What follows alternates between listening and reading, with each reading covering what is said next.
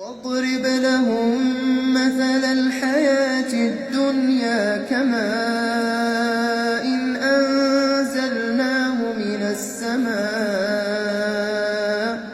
فاختلط به نبات الأرض فأصبح هشيما تذروه الرياح وكان الله على كل شيء مقتدرا.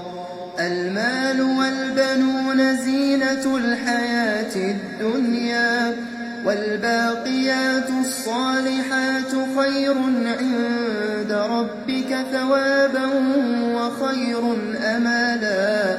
ويوم نسير الجبال وترى الأرض بارزة وحشرناهم فلم نغادر منهم أحدا وعرضوا على ربك صفا لقد جئتمونا كما خلقناكم أول مرة بل زعمتم أن لن نجعل لكم موعدا.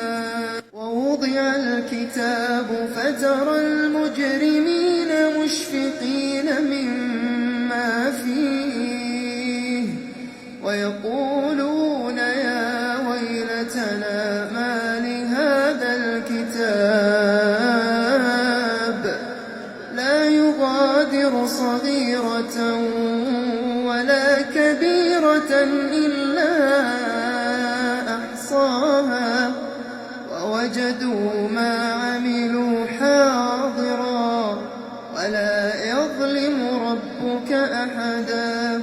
وإذ قلنا للملائكة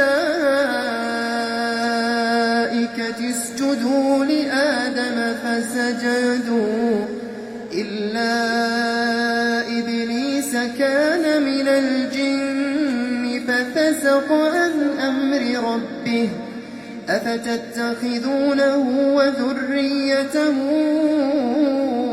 أولياء من دوني وهم لكم عدو بئس للظالمين